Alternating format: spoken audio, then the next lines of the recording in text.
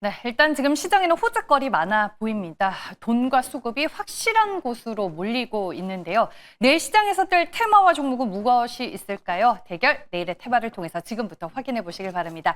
매일경제TV 김민성 주머니 매니저와 함께합니다. 안녕하세요. 네, 안녕하십니까. 네, 오늘은 저희가 종목 리뷰로 시작을 해야 될 것 같습니다. 바이오노트 그리고 폴라리스 AI 이 두 종목을 소개해 주셨는데 리뷰 도와주실까요? 네, 진단키트 관련해서 말씀을 드렸을 때도 제가 진단키트에 대한 좀 지속성이 있을 것인가에 대해서 좀 고민하시는 분들이 많이 계실 거라 생각을 했는데 그때 당시에서도 저는 지속성이 있을 거다라고 말씀을 드렸고 변동성이 워낙 크다 보니까 그 중에서도 안정적으로 가는 종목을 말씀드린다라고 해서 바이오노트를 좀 설명을 드렸습니다. 그래서 차트를 한번 보여주시게 되면은 지금 안정적으로 우상향이 지속적으로 이어지고 있기 때문에 내가 조금 대응이 좀 늦었다라고 하는 분들도 다 같이 수익을 볼 수 있는 그런 종목을 설명을 드렸고요. 오히려 좀 수젠텍이라든지 휴마시스, 랩지노믹스 이런 변동성이 큰 종목을 잘못 잡았다면은 손실이 조금 커질 수가 있겠지만 바이오노트 같은 경우에는 조금 대응이 늦더라도 충분히 다 같이 안정적으로 수익을 낼 수 있는 종목이었다라 보시면 좋을 것 같습니다. 근데 여전히 상승에 대한 추세는 이어지고 있기 때문에 여기서 끝이 아니라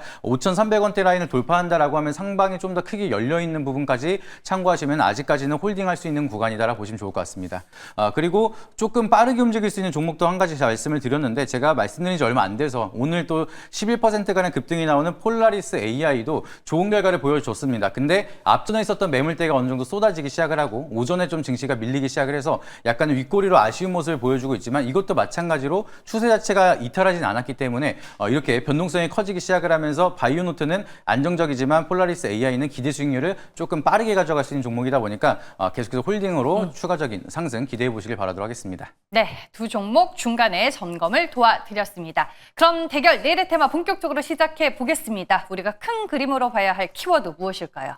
네, 오늘에 대한 키워드는 아까 앵커님께서 말씀을 주셨던 것처럼 확실한 쪽에 수급이 많이 몰리고 있습니다. 그래서 오늘은 수급이 강세를 보여주고 있는 수급 강세 키워드로 좀 설명을 드리도록 하겠습니다. 여기에서 이 수급은 어떤 주체를 말하는 거예요? 뭐 개인이에요, 외국인이에요, 기관이에요? 보통 이제 수급을 보실 때 이렇게 주체별로 나눠서 많이 보시는데 저 같은 경우에는 확실하게 섹터별로 돈이 들어오고 있느냐 개인도 좋고 외국인도 좋고 기관도 좋고 일단은 돈이 들어오고 있는 기업들이 추가적인 상승을 보여주고 있다 보니까 돈이 들어오는 섹터를 체크를 해보자 이렇게 말씀드리도록 하겠습니다. 그럼 거래 대금일 수 있는 거겠네요?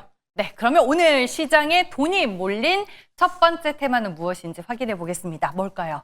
네, 일단은 오늘 좀 분위기가 계속해서 좋은 흐름이 만들어지고 있고 제가 최근 들어서 바이오 많이 보자라고 말씀을 드렸는데 네. 오늘도 역시나 면역 항암제가 또 수급이 들어오는 모습을 보여줬기 때문에 면역 항암제 관련된 테마도 설명을 드리도록 하겠습니다. 네, 제약 바이오 안에서 면역 항암제로 테마를 좀 축소해 주셨습니다. 결국에 저희가 지금 이쪽 섹터에서는 아스코 모멘텀을 가장 먼저 봐야 돼요. 맞습니다. 지금 사실 바이오에서 가장 커다란 행사라고 우리가 볼 수가 있는 아스코에 대한 모멘텀이 이제 5월 30일 한국 시간으로는 오후 3시부터 시작이 될 예정입니다. 그래서 여기에 대한 모멘텀이 계속해서 기대감이 커지기 시작을 한다라고 하면은 결과적으로는 면역 항암제라든지 바이오의 전반적인 사이클이 조금 부각이 될 수가 있다 보니까 여기에 대한 일정 스케줄 계속해서 체크가 필요하다라 좀 보시면 좋을 것 같고요. 여기에 참가되는 상장사 기업들도 굉장히 많습니다. 뭐 티움바이오, 한미약품, 유한양행 우리가 잘 알고 있는 이런 대표적인 상장사들도 대거 참여를 하면서 보유하고 있는 기술력에 대한 어필을 할 수 있는 시간을 보여주다 보니까 여기에 대한 투자 심리라든지 기술력에 대한 기대감이 커질 수 있는 이벤트 잘 체크해 보시는 필요가 있다고 보시면 좋을 것 같습니다. 네, 오늘 뭐 아스코 기대감으로 강세를 보인 종목들이 제약바이오 안에서 상당히 눈에 띄었는데 이슈로 체크를 해봤습니다. 그럼 이어서 장점과 단점도 저희가 살펴볼까요?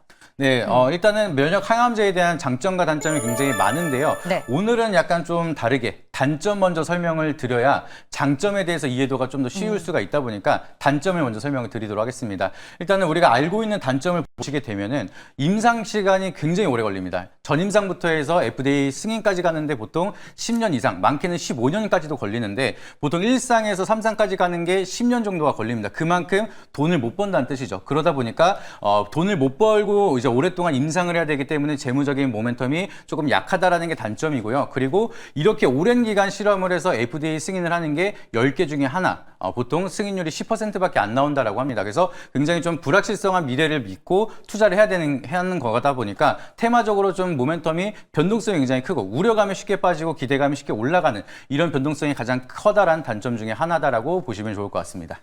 네.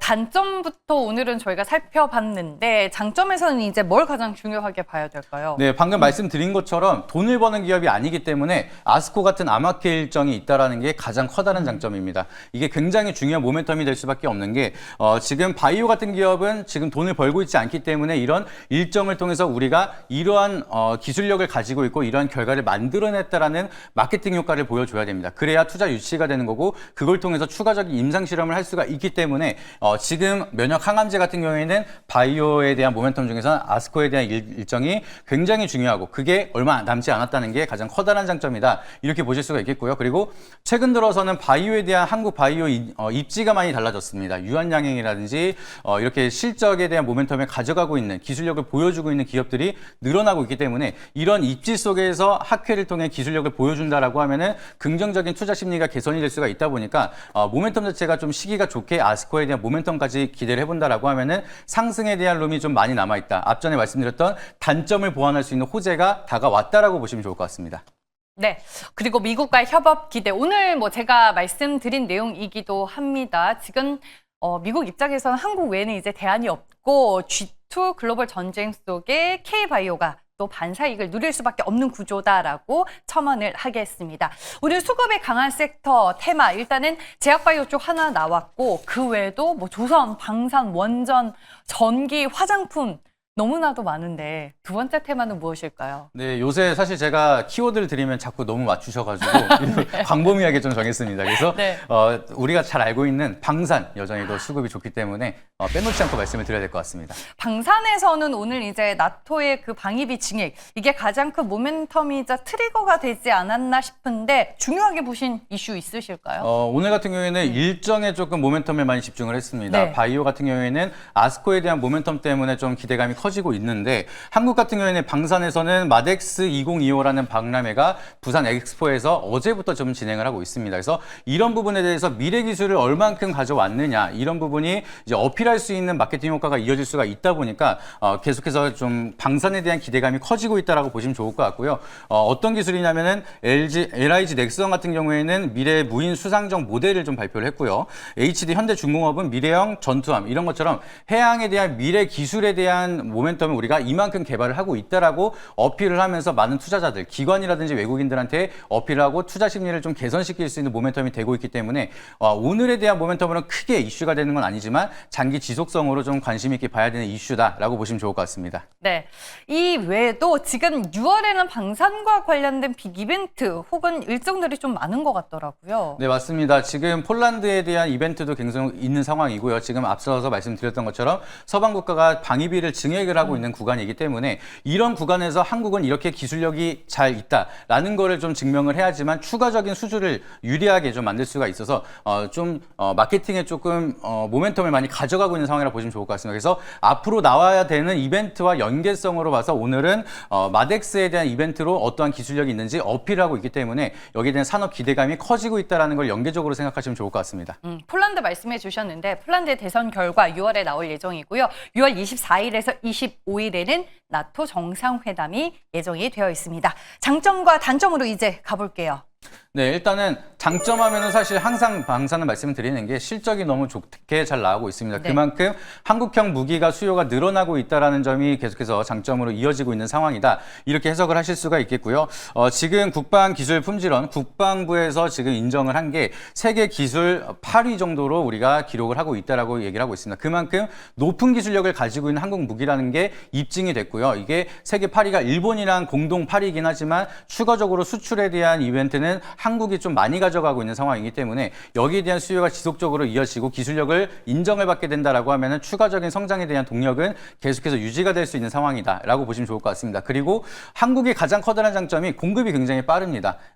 발주 물량 자체를 항상 잘 지켜주고 있기 때문에 조선도 그렇고 방산도 그렇고 빠르게 공급을 할 수 있는 점과 가격 경쟁에 대한 우위를 약간 유리하게 가져가는 포지션이 계속해서 유지가 되고 있기 때문에 이런 점이 이어진다라고 하면은 한국 방산은 아직까지는 추가적인 성장 상장에 대한 모멘텀이 많이 남아있는 상황이라서 이 부분이 가장 커다란 장점이다. 이렇게 기억을 하시면 좋을 것 같습니다. 아무래도 이제 수출을 해서 찍히는 수주가 실적에서 가장 중요한 부분이기 때문에 외부 변수가 또 한편으로는 리스크가 될 것 같기도 해요. 맞습니다. 방금 이제 수출이 굉장히 좋은 게 장점이라고 말씀을 드렸는데 너무 수출을 잘하고 있는 게 오히려 단점이기도 합니다. 높은 수출에 대한 의존도가 굉장히 크기 때문에 외교적 변수에 따라서 갑자기 한국 무기를 쓰지 않겠다. 이런 이야기만 나오게 된다라고 하면은 아무래도 주가 측면에서 크게 세론이 나타날 수가 있다 보니까 심리적인 요소에 대해서 우리가 대응을 잘 하셔야 된다. 이렇게 생각을 하셔야 될 것 같고요. 그리고 또 수출에 대한 의존도도 높지만 수입에 대한 의존도도 높습니다. 그래서 주요 부품을 미국에서 수입을 하는 경우도 많은데 관세에 대한 리스크가 완전하게 풀린 건 아니기 때문에 외교적 변수에 대한 리스크를 계속해서 체크를 하셔야 되는 게 중요한 좀 단점이다라고 보시면 좋을 것 같고요. 그리고 이제 한국 K방산에 대한 모멘텀이 기술력은 좋지만 서방 무기에 대해서 좀 따라하는 경우가 많다라는 평도 굉장히 많습니다. 그래서 독자적인 독창성이 약간은 부족해서 한국에 대한 기준점에 맞는 무기가 아직은 부족하기 때문에 이 부분을 좀 해소하지 못한다라고 하면은 어느 정도 피크아웃에 대한 우려까지도 우리가 생각을 해봐야 돼서 이 부분도 계속해서 정보 체크해 보시길 바라도록 하겠습니다. 네, 알겠습니다. 오늘 보니까 이제 수급도 수급이지만 키워드가 빅 이벤트, 학회 일정도 포함이 될 것 같습니다. 그럼 면역 항암제 대 방산. 과연 김민석 매니저의 선택은 무엇일까요? 네, 저는 오늘 사실 아스코냐 마덱스냐 둘 중에 하나인데 네. 마덱스는 어제 시작을 했으니까 아스코, 아직 시작을 하지 않은 면역 항암제에 대해서 말씀드리도록 하겠습니다. 아스코에 참가하는 국내 제약바이오 기업들이 생각보다 워낙 많아서 어떤 종목일지 궁금하네요. 네, 정말 많은 종목 이제 기업들이 참여를 하게 되는데 그 중에서 약간은 생소하실 수가 있습니다. 좀 주목해야 되는 종목인데 이뮨 온시아라는 종목 설명드리도록 하겠습니다. 새내기 주입니다. 지금 현재 어떤 후보 물질, 어떤 치료제, 어떤 면역 항암제와 관련된 임상이 진행이 되고 있는 회사일까요? 네, 이뮨 온시아 같은 경우에는 이제 좀 생소하실 수도 있는데 IMC라는 표적 항암제를 좀 개발을 하고 있고요. 이게 이상까지 이미 들어가 있는 상황입니다. 근데 우리가 대외적으로 알고 있는 IMC 001 같은 경우에는 좋은 모멘텀이 되고 있지만 사실 이게 중요한 게 아니라 아까도 말씀드렸던 것처럼 면역 항암제에 대한 모멘텀은 아스코가 굉장히 중요하다고 말씀을 드렸습니다. 그래서 이번 아스코에서 발표하게 되는 거는 IMC 002에 대한 임상 1상에 대한 결과에 대해서 얘기를 하게 되는데 이 결과를 잘 얘기를 해야지만 이상으로 넘어가면서 모멘텀이 조금 더 커질 수가 있고요. 그리고 002까지 잘 개발이 돼야지만 201이라는 두 가지의 항체를 합쳐서 이중항체에 대한 표적 물질을 개발할 수가 있습니다. 그래서 이 표적 물질, 이중항체에 대한 모멘텀이 가장 크게 시장에서 기대하고 있는 모멘텀이기 때문에 이 부분에 대해서는 아스코에서 발표하는 결과에 따라서 가장 커다란 트리거가 될 수 있는 점 참고하시면 좋을 것 같습니다. 지금 넥스트 트레이드에서도 매매가 가능한 종목이더라고요. 네. 당장 지금 매수 가능한가요? 네, 오늘 약간 윗꼬리를 다는 모습을 보여줬기 때문에 저는 넥스트레이드를 이용하셔서 지금 접근하셔도 충분히 좋다라고 말씀을 드려서 현재 가격으로 좀 편입을 말씀을 드리도록 하겠고요.